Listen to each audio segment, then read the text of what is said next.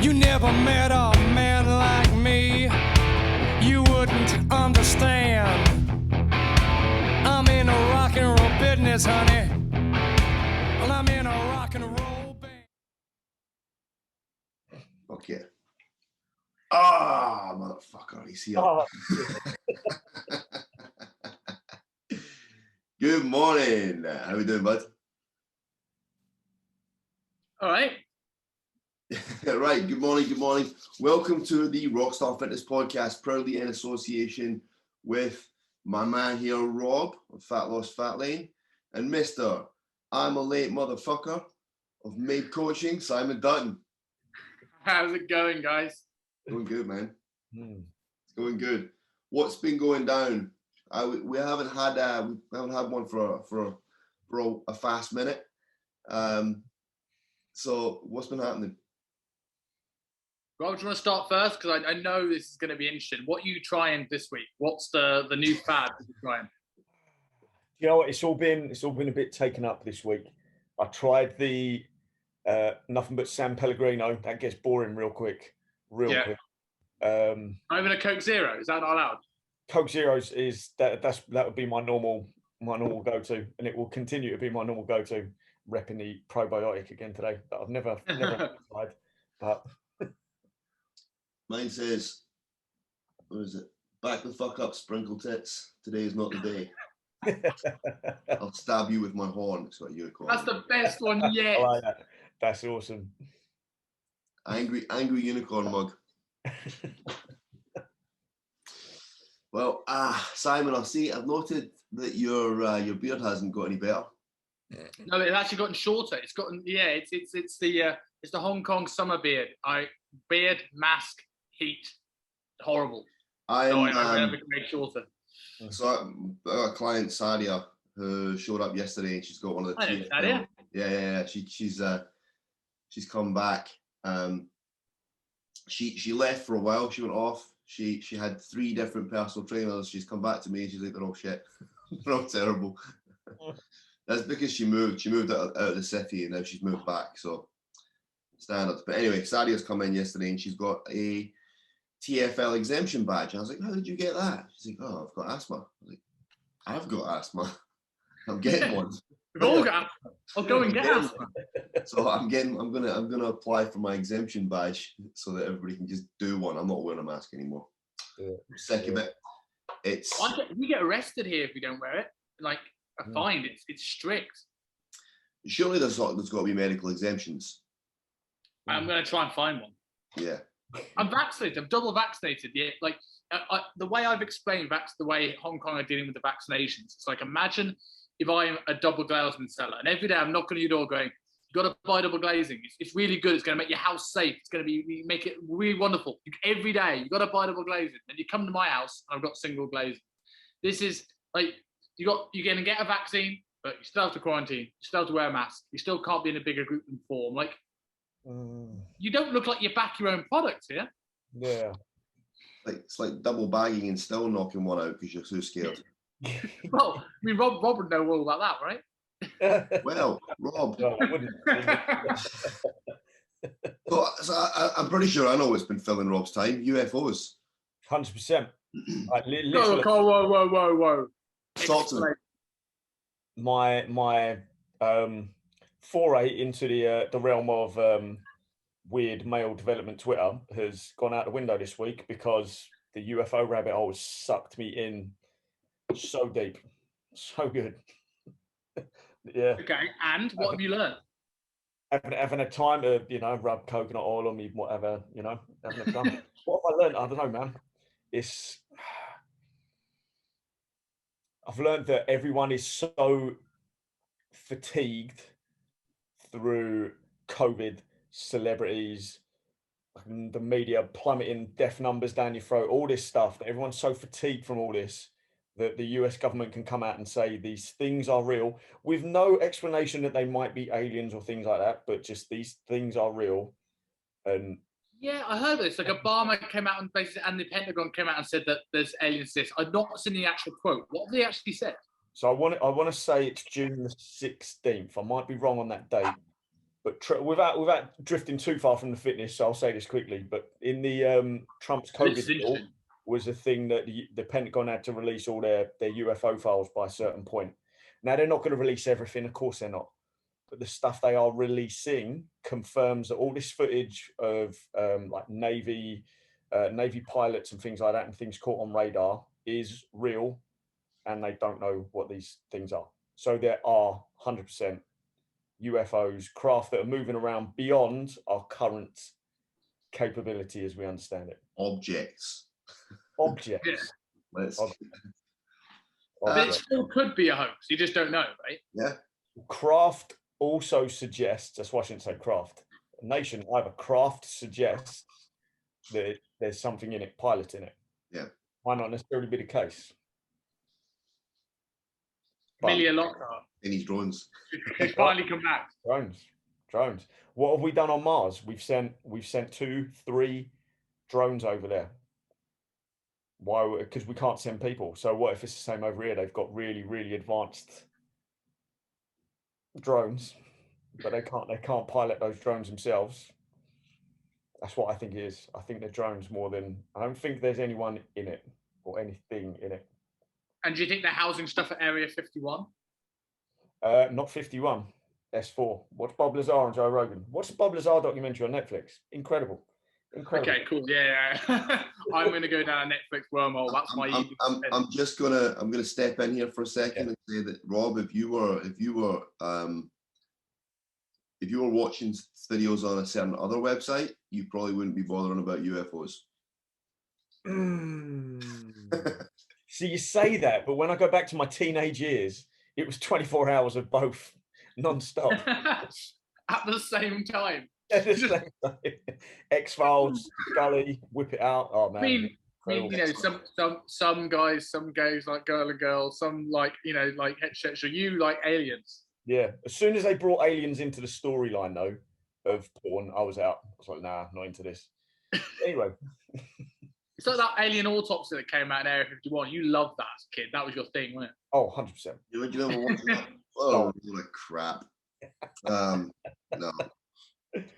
So anyway, I thought we could have a little chat today about just shit you've done when you've been dieting, stupid things you've done while dieting, right? Or even heard people do, you know.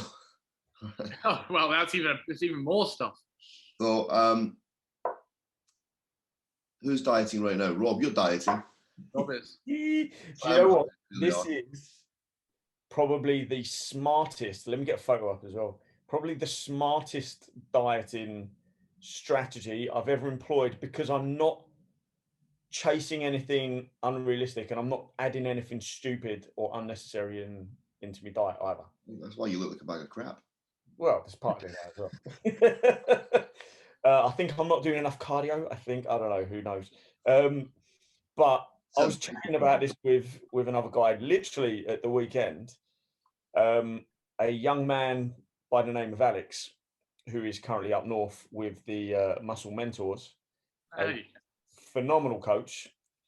When we first dieted together for a photo shoot, I can't find the photo now, he discovered that by blending up beef protein with enough ice, less on the water, more on the ice, blending it all up and then leaving it in the fridge for like 20 minutes, it formed this like mousse, this really light mousse texture. And for the 12 weeks we were dieting, both of us pretty much lived on that, thinking we were geniuses because we had created this new protein product that kept you fuller for longer and had zero, you know, hardly any calories, no crap in it and whatever. Can I ask a question? Of course. What year was this? 2018, yeah. 2018, so like a good few years after the company called Muscle Mousse actually invented Muscle Mousse. Yeah, but this is hold that thought, because what Muscle Mousse did was create a dessert similar to Angel Delight with ingredients that would create a light, fluffy, desirable taste and texture. This thing was literally, when we came to our senses and realized what it was, this was literally just congealed beef collagen with ice that we were so fucking hungry. It was the only thing. It was the only thing that was working for us. Me, like, I won't necessarily call him out on this one, but we've seen a former colleague of ours, JP. Remember for that period of time, everyone was doing the protein nut butter mousses. Yeah. And like everyone was really finding it difficult to stick to the diets, and you couldn't work out why. And me and JP were like, oh, that's 400 calories of liquid and nut butter. You know, how about adding some food volume? Like, just food volume would be enough. You've just ingested a whole bunch of hyper palatable liquid. Yeah. There we are. Found the photo. So I was tagged him in it saying we're at the day we discovered it. We're goddamn geniuses. Just actually looked pretty good. But we were. But maybe when you're trying to build calories, you don't have to worry about hunger. Like the rest of the gym were like getting really, not pissed off, but really confused as to these two cups of congealed beef that were constantly sitting in the fridge. So my story's a little bit it's a little bit different. It's not actually about eating anything. It's about diet-induced insomnia and how I used to deal with it. So Simon knows I lived in Essex for a long time, and I would get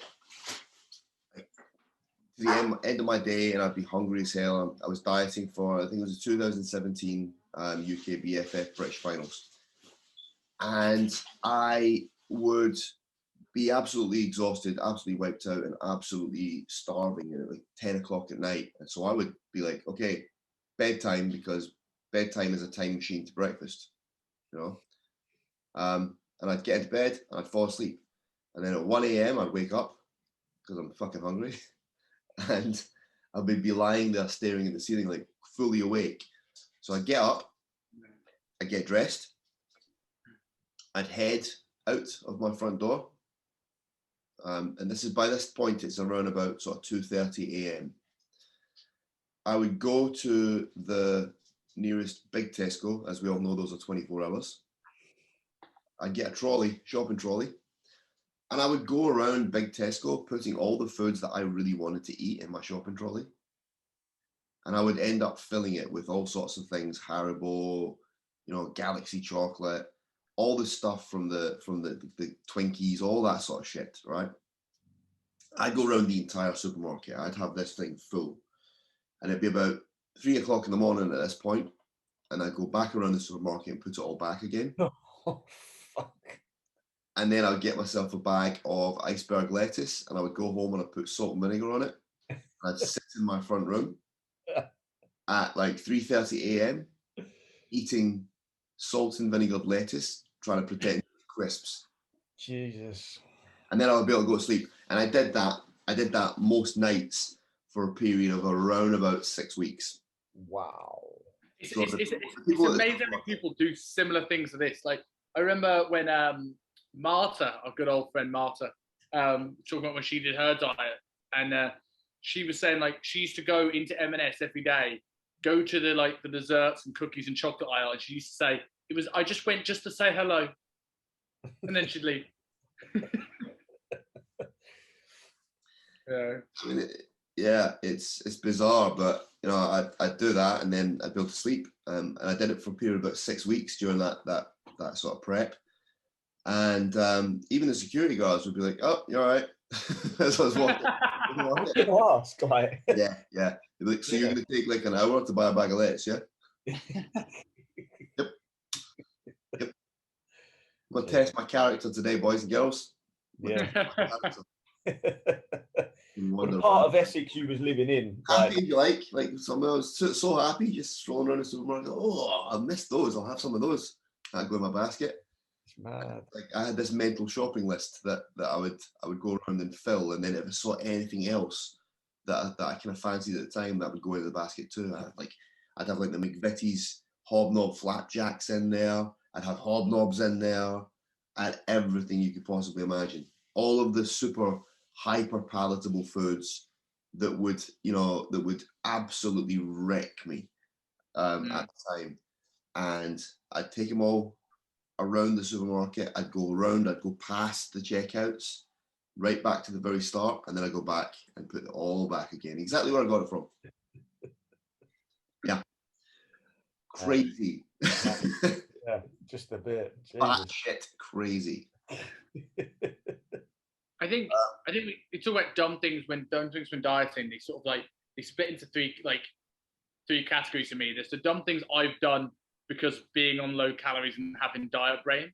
There's the dumb diets that I've been on that were probably useless and but a good learning tool. And then there's the things that I felt I needed to do to make sure I got into top shape, which looking back were stupid.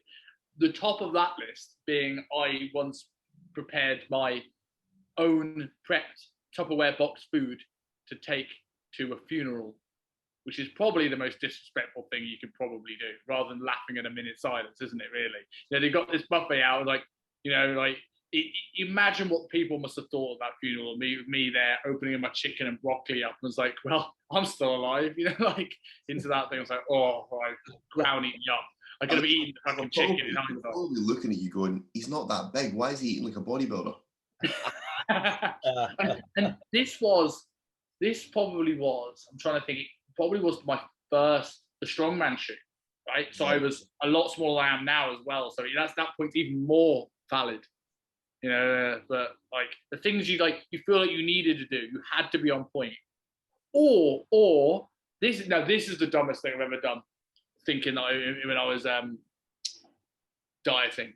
So my first ever diet, I ran it myself, got very lean, but very, very, very skinny, very over dieted. And I got to my last week and thought, what do I need to do? My first ever fitness photo shoot. So I need to do a peak week, because that's what people do, right? They do peak weeks. So I was like, I get online, I look out for peak weeks, and I found there was this fitness forum, and I can't remember the name of it now, but it was made by Dan Reardon and Mark Gilbert, both two very, very smart dudes. There's not a knock on them, but Mark had written a peak week routine, which was definitely geared towards a more assisted lifter. And the water drops were insanely excessive. And I took them extra far because I don't know, I'm an idiot. And I basically went without, it was a big heavy carb load and basically no water for almost 2 days. Oh, here he is. So I couldn't eat any of my carbs because I didn't have any water coming in. I was ridiculously dehydrated. I was like having grapes just to sort of get me through the day. I did my shoot, looked like an anorexic Calvin Klein model. I had one beer, and I was probably the drunkest I've ever been in my life because I've never been that dehydrated. Like going lightheaded. That's probably the dumbest thing I've done while dieting. Almost killing myself out of dehydration. Hide and put Will Finn as the thumbnail. That's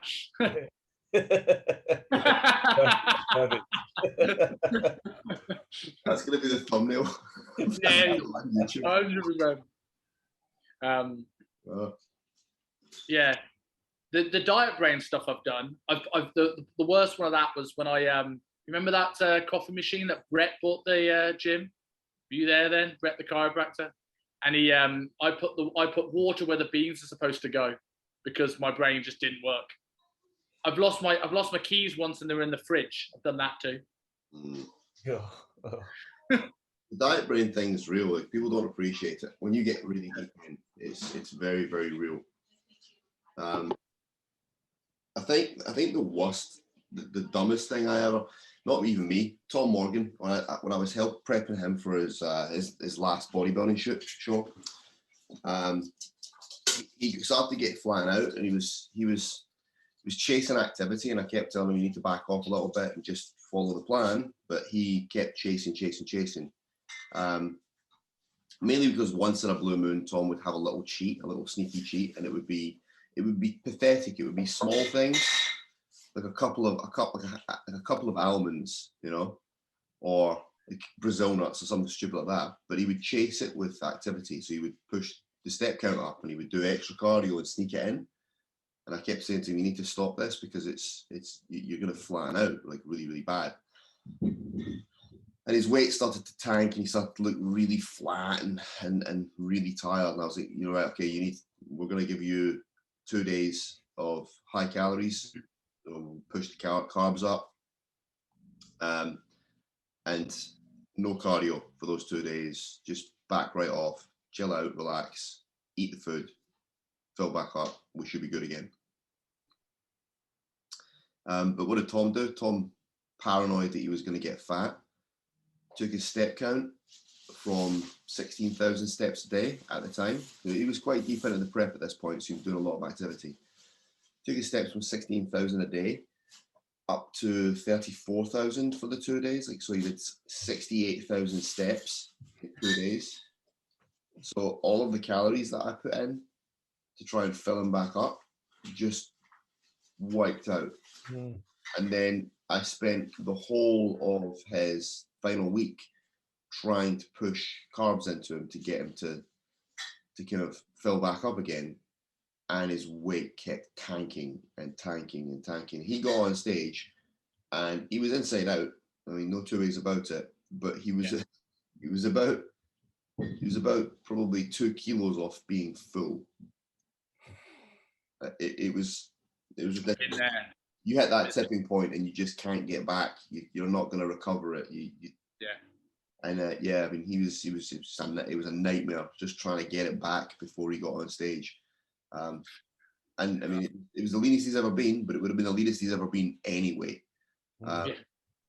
You know, if he just followed the plan appropriately and done what he was told. But I was so pissed off at him. I was like, I just literally, I couldn't even look at him in the eyes. I couldn't even look at his face because I was like, I'll look at you, I'm going to punch you. The whole point of giving you a 2-day refeed was to fill you back up, and you've gone and you've completely negated it by doing like double your steps. You've doubled an already high step count. I couldn't get my head around that. I was like, how could any one person be this stupid?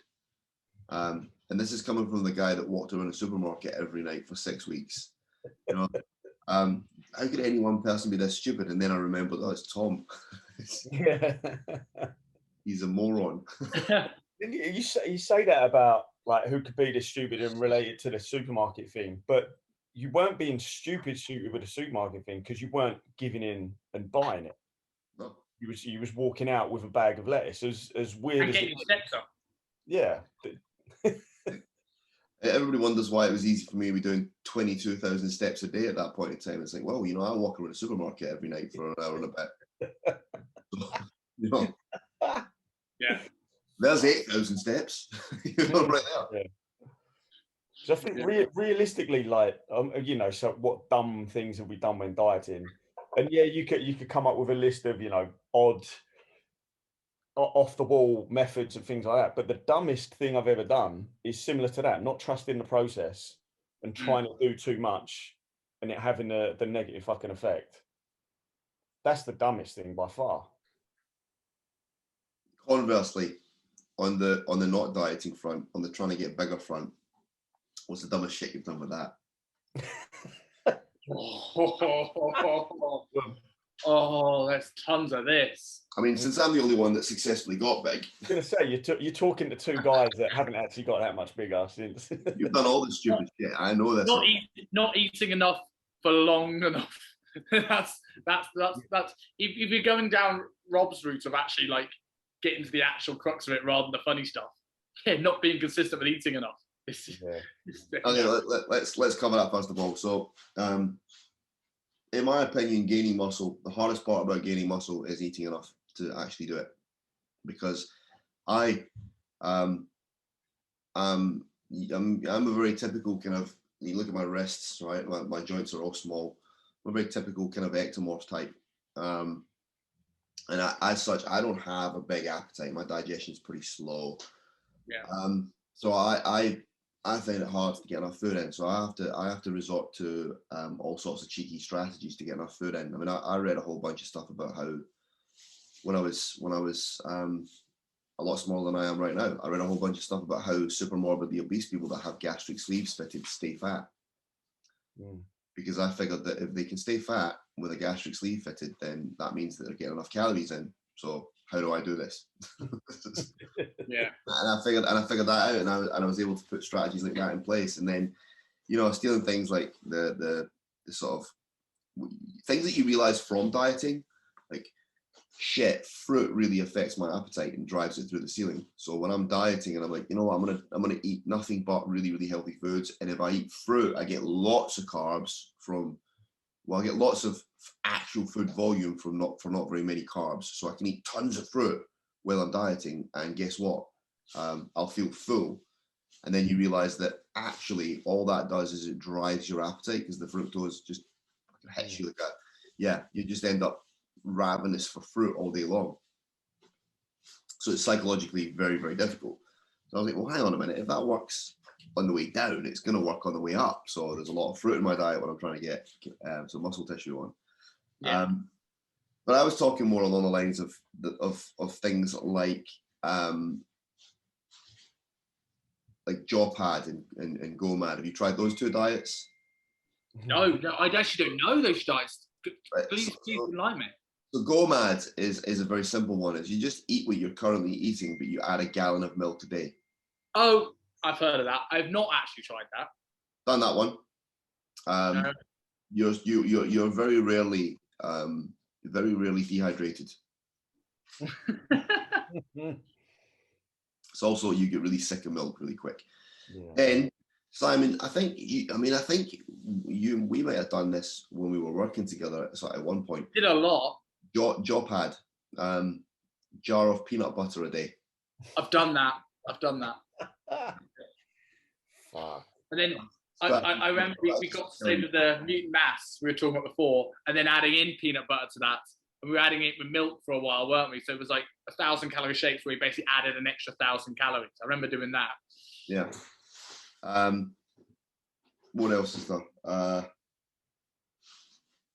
So the late great Charles Poliquin, he did a seminar in London. It was all about gaining mass, strategies for gaining mass, and I went to that, and the notes I took away from it said, I'm literally gonna sear into my memory what my notepad had in it.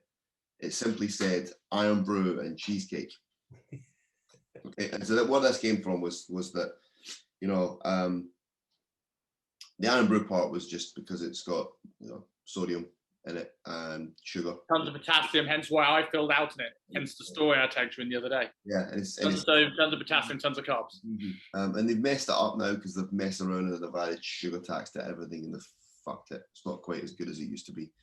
But that was like my intra workout drink, and then the way that I kind of my head got around this was Charles turned around and said that a strategy that one of the people he coached had used had been to have a whole cheesecake, on the days that they didn't train. And so I started eating a cheesecake from you go to like Asda or Tesco and you get the strawberry cheesecake, and it's like like that. I'd go home and I'd sit with a spoon at the end of the days when I didn't train, and I'd just sit and demolish this cheesecake. And it was brilliant because there was only 2 days a week that I didn't train. So 2 days a week I had a cheesecake.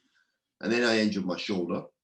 And so now I'm not training any upper body push workouts. So that's now taking me down. I'm now training like 3 days a week. So now I've got 4 cheesecakes. And then I injured my other shoulder, pulling. So I've got an injury at the anterior sort of side of my shoulder and the posterior side of the other shoulder. So now I'm not doing any pulling workouts. So now I'm only training legs. And I'm only doing that like twice a week at this point. So 5 cheesecakes. Then I started to sulk because I couldn't train upper body. And so I was like, well, I'm not going to train legs either then. And 7 cheesecakes. Following down the rabbit hole, I started to eat 7 cheesecakes and I got fat. I've not quite as specific as that, but I've done something very similar. When I started my junior year, I didn't have many clients, and I got assigned my mentor, which was Mr. McGurk, and he put me on the twice a day training split, the famous Glenn Parker training split, and I thought, so tons of carbs, 500-600 grams of carbs a day, which for how small I was at the time was quite a lot. training twice a day, strength in the morning, virtually in the evening. And then all of a sudden, you get filled up with clients pretty quickly. So I get busy. Then one of those sessions drops down. And then maybe I go down from training, 6 days a week like this to like 4 days a week. And then very, very quickly, I was getting fat incredibly quickly because my eating habits hadn't changed. I just got busier and didn't train as much. It's almost the same, just not quite as fun as cheesecakes. Yeah. I mean, I look back at it and I was kind of like, I like cheesecake, but I was pretty sick of cheesecake after a few weeks. Shifting from nutrition, what's the dumbest training thing you've done in the pursuit of either getting big or getting leaner?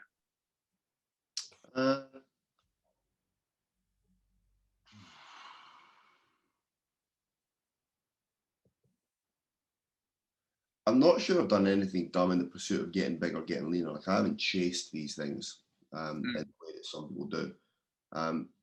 It's more like the dumbest training things I've done have just been because like you see something, you go, oh, I'm gonna try that. That looks horrible, Like I'm included wing gates. Yeah, I'm gonna put like occlusion bands around my thighs and do wingate sprints. Yeah. That's a good idea. Yeah, it's horrible. Yeah, or I'm gonna do like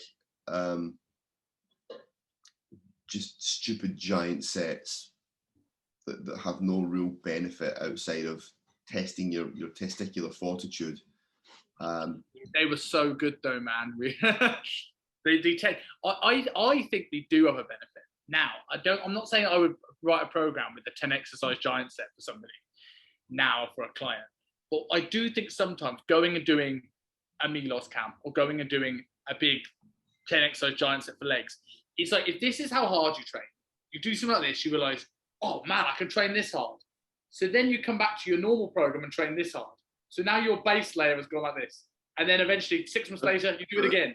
Like everybody thinks they train hard until they go and train with somebody else that trains harder. And then you realize that if you keep up on that, right? I mean, and let's be honest, ego alone will drive you. You'll go from being, I don't mean that in the sense of you'll chase the sort of weights that other people are using, but if you're training appropriately for you in terms of your loading, and somebody else is just absolutely smashing it, ego alone means that those reps that you might have given up on, I mean, it's not something that I'm regularly guilty of,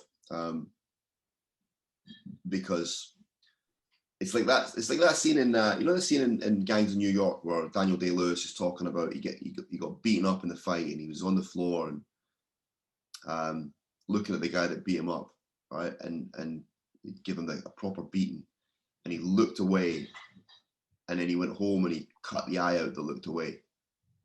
That's the kind of mentality I have. Like when my left hand gives up on me hanging from the bar and I'm like, I fall off, and I'm like, I'm kind of looking at it like, I'm gonna fucking cut you off one day, like, I need you right now though, unfortunately, but I'll look good with a hook.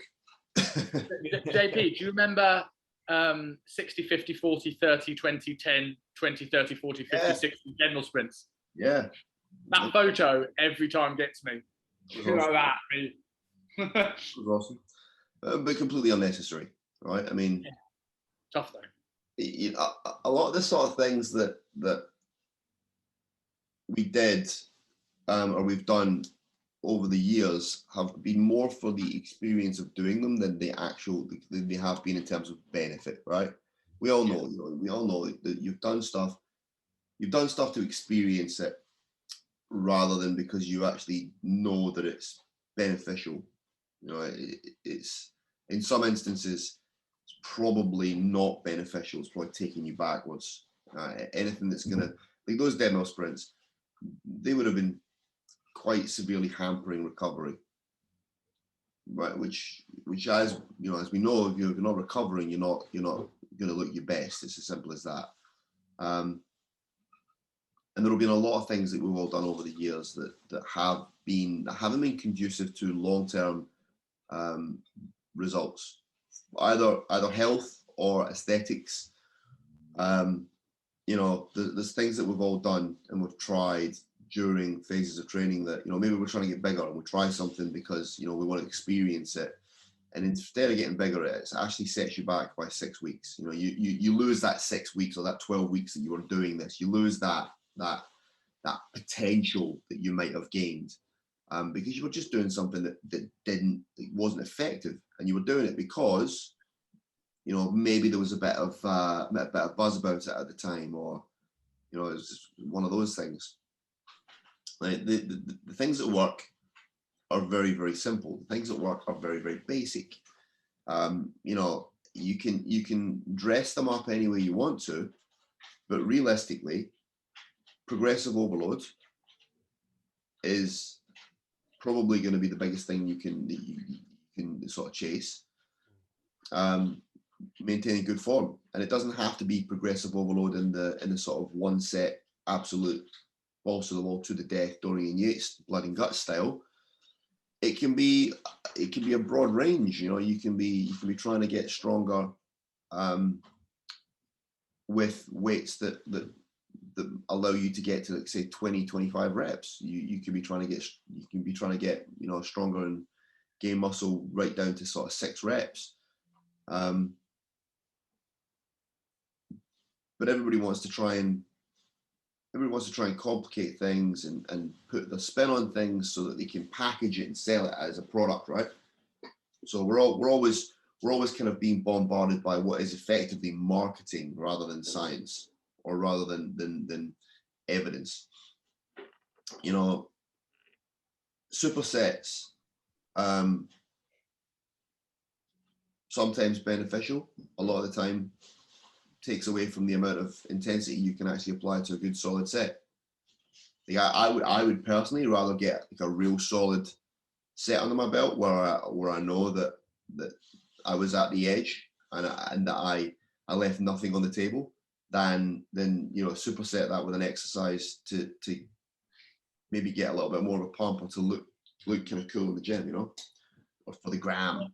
And when you're talking supersets here, you're talking same muscle supersets, right? I'm talking any supersets. I think that the GBC style stuff, where it's upper body, lower body, that peripheral heart action, I think that has its place. I don't think it has its place in anybody that's an advanced trainer. No, I completely agree with you. I think if you really know how to engage, it takes away too much from the sets you're trying to do. Yeah. Like, imagine you have to set 10 proper hard squats, or set a pendulum squats, and then say, we want you to do some really good dumbbell presses. It ain't that. No, it's not happening. You know, it's just not. And the times it's appropriate is when you've got clients that come on board that they're not used to training. They don't understand what training is. You know, they've maybe messed around in the gym, or you know, or they might not have, but they don't really understand intensity. They don't understand what generating intensity means. What either in, you know, the in terms of the loading intensity, or in terms of intensity of effort. And so if you can't generate a high enough level of intensity to create that kind of, to get that muscular, that mechanical tension and muscular damage, you're not going to build any muscle that way. So the only way you're going to be able to do it then is to increase metabolic stress, and that's where the GBC, the upper body, lower body supersets work really, really well, because they help you to build a lot of lactate really quickly. I think supersets, agonist supersets and antagonist supersets have a place, but it shouldn't be the nucleus of your workout. It should be at the periphery. The nucleus of your workout should be exercises that fit your body structure, your shape, your ability at the time, that you absolutely milk the fuck out of. Yeah, I agree with you in terms of sort of the metabolic stress. So I think the two things about that is that when you look at the amount of research of what actually drives hypertrophy, like mechanical tension and muscle damage are far superior than metabolic stress in terms of actually driving tissue. With more metabolic stress, because more inflammation, because more oxidative stress, if someone can actually engage, the chance of you actually recovering from that, there's a short window you could probably do it, but it certainly shouldn't be for prolonged periods of time if you know what you're doing. I don't think recovery is really the the issue with it with people that train. I think the issue with it is more the lack of ability to garner that intensity in a session. You know, the fact that you can't just keep. I mean, you're going to get stronger, like you should do. Everybody should do. But how far can you push GBC before that limits your ability to really maximize that strength gain? You know, like I couldn't do a set of Romanian deadlifts like at the sort of intensity level that I would want to, and then go straight into a set of like dumbbell press for the same sort of intensity that I'm looking for. I wouldn't be able to do it. I'd probably need 3 minutes to recover from the set of RDLs. So walking straight over and jumping on a bench with some dumbbells, no chance. Good luck. Right. So you're either lifting at the potential that you've got for one muscle and massively underplaying another, or you're downplaying both to try and get through the workout. Like I said, metabolic stress is a very, very useful tool. It's very useful, especially in people that are detrained, deconditioned, or lack any training history, or lack a substantial training history. But past that point, it's a secondary tool. So I mean, my workouts at the moment, my sessions at the moment involve quite a bit of metabolic stress, especially towards the end where I've got the kind of more sort of lighter extended sets. Yeah, 100%. That's on top of the stuff I've done at the start. That's in addition to the meat and potatoes that works. Yes. Yeah, and I think as well that another factor that we've mentioned, obviously we've covered a lot of things there. The other facts that people don't think about, especially if you're training general population clients, is the fact of the enjoyment factor of it. Because we want to be able to enjoy our training. Most of us will, like the personal trainers will more likely to do something that is not quite as fun if it's more optimal, because they just generally love training, they nerd out in training. But most people, I find that, you know, like you've got to think with a general population client, they've got to be able to do something that I say like it's a mixture of between bodybuilding and powerlifting, and the gen pop client sits in the middle. They've got the goal of the bodybuilder in terms of they want to look better, whereas a bodybuilder, he should get stronger, but he doesn't mind if he loses a couple of kilos in the bar as long as he looks better. The powerlifter doesn't, you know, yes, he will get bigger, but he doesn't care how he looks as long as he gets stronger. The gen pop client is like, if I want to look like this, but if I don't hit a PB on this today, I'm going to fall into a box of donuts. I'm going to feel bad about myself. So it's like, it's balancing that sort of thing where it's like, do people enjoy GBC? Some people generally do, but I think a lot of times trainers have this warped idea of what clients enjoy. Like, we've got to have prowler because the clients enjoy track. I'm like, I've very rarely have a client gone, oh, can we skip bicep curls? Because I really want to do some prowler sprints. Like trainers think the clients enjoy not what they actually enjoy. Like they want to get a bicep pump and a delta pump. There's also the marketing side to that. It's, you know, giving them the experience, and that's like the experience is important from the point of view of, you know, retaining a client, but at the same time, getting the results more important. And I think if you get better results without that, you know, without that sort of feeling that you're trashed at the end of your workout. I play devil's advocate to that though, in terms of the experience, because I certainly used to think that. And if someone's really deconditioned and can't engage anything, no matter what you do, but the idea, the better you get as a coach, the more it's quite easy to get most people to engage something. Everybody can trash themselves as long as they've got the mental fortitude on a power split. There's no challenge there. It's just push it, go till you die. I think there's much more of an experience why someone goes, oh, I'd like big arms, but I've never known how to get big arms. You get them to tense, initiate, engage, cramp the hell out of a bicep to one of the best PT experiences I've had in terms of me getting coached was actually a session, 2 sessions actually, are very similar. One was Anthony Jones in Birmingham around Shapeshifters, and one's Tom Cunnington in Body Development. And they both did an arm workout with me, where it was so on point in terms of execution. I got a cardiovascular effect from training arms that I'd hardly ever got. And like, that's an experience. That's harder to do. That's a sign of good coaching. I would say if I wanted to grow arms and someone made my arms really work, every set, every rep, that's more of an experience than push a prowler until you're dead. Simon, if we ever do an arms workout and you turn it into a fucking cardio session, I'm gonna punch you in the face. You know what I meant by that, though. You know, by actually doing an arm workout that's so hard that you're gassed, not because I'm adding burpees and prowler sprints and super. If you make training gun show anything like doing burpees, I will fuck you up. Mate, I hate burpees. Not a chance. No, like I said, there's a time and a place for it. It's all very, very valid at the appropriate time. But I think that past a certain point, it loses its usefulness.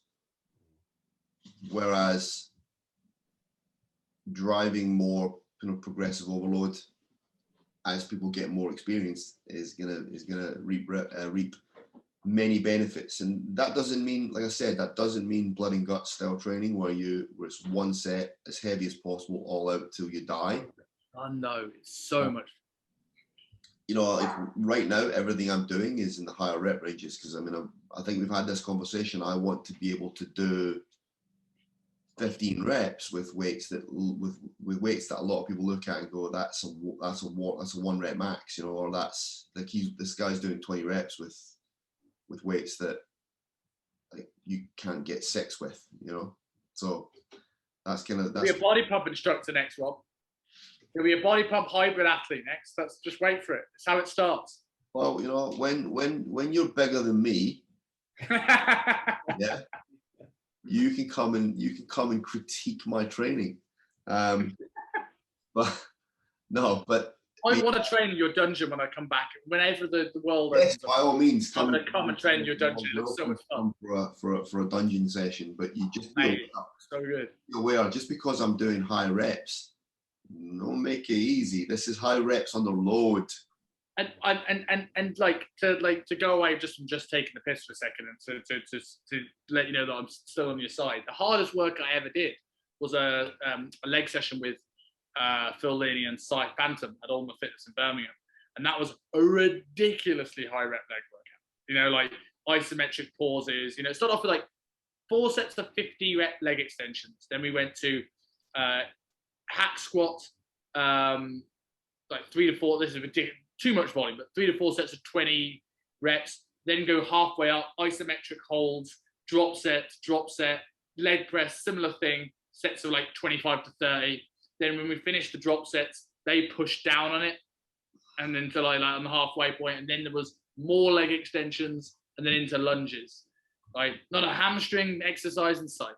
And that was brutal. That's Phil's workout that I'm pretty certain he got from Barry Pitts because he loves a good high volume leg session. We need to get Pitts on. Talk donut. Yes. Talk about high volume leg training with Barry Pitts. That'd be a great hour. And he's bigger than me, so. Bigger than most people.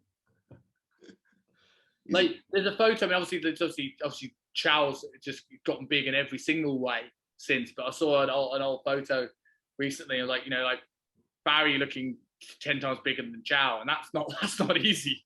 No. You know? Monster. No. Moving along. So we're gonna get some guests on. Should we do this? We get some guests on? Yeah, man. So you guys know Rob's mum, yeah, no. I've tapped up Kevin Hoare, one of Simon's old colleagues. Oh, awesome. That'd be fun. So I thought we'd get him on because he's got a funny accent. He certainly does. And so what I'm going to do is get him into a leprechaun outfit. Can we just say Kevin, title, Rockstar Fitness Positive with Kevin Hoare, title, Teaching the RDL. I used to do it in mentorships. When he comes in on the Thursday mentorships, he goes, "I give him an RDL." I went, "What? An RDL? A what? What, Kev? An RDL?" An To the ordeal? point, I thought I bullied the poor lad, because by the end of his time at UP, he started going RDL. Like he obviously was so corrected so often that he just naturally started saying, "Oh." I would have just called them Romanians. Or Romanian. Nope, I'm not doing it. Also, I've tapped up Leanne Marshall. Oh yeah. Um, Leanne's killing it. well, this is the thing. Just really good stuff. This is the thing. I don't see very many, and this is going to sound sexist, but I don't care. I don't see very many female trainers that consistently get results, especially with males. And so, Yeah. Very good. and that look the part themselves. So we're going to get her on. We've got, that's June. I think we've got that one booked in. So I've just sent her a message. June 10th. So we're going to do that one. Because I'm out next week. So we're gonna have to figure something out on that front. Shall I do one on Rob? No, fuck no. What about someone like Ryan Anderson to talk about plant-based eating? Who? Plant-based bodybuilding. Ryan, vegan Ryan. You want to get a vegan on with me? You can talk to him if you want. This is the double win. Any vegans will learn how to get in shape, and at the same time you can talk to a vegan. This is fun for the whole family. It's one thing us like mugging off vegans for being vegans when it's just the three of us, right? But I mean, you're talking about putting the one in front of me to actually bully in person. That's just mean, Simon. You're used to it, man. You can handle it. He's a tough boy. Define tough for a vegan. Well, I mean, tough that you can handle it over Zoom. We'll see about that. I don't want to promote unhealthy lifestyles. Do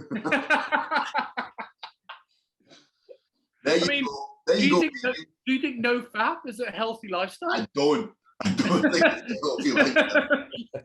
But the thing about it is, I know it's not a lifestyle for, like, as in a long lifestyle for Rob. Rob will eventually crack, and then it'll be. Oh, he'll eventually get laid. It'll be just fucking everywhere. He'll happen eventually. Eventually, a girl will fancy. Everywhere. And that's why I'm not doing vegan No Fap, because I need some enjoyment in my life. I need some enjoyment. That's why. And on that note, we're gonna fucking call it a day. We're gonna sign off. So, laters, y'all. There's. Right.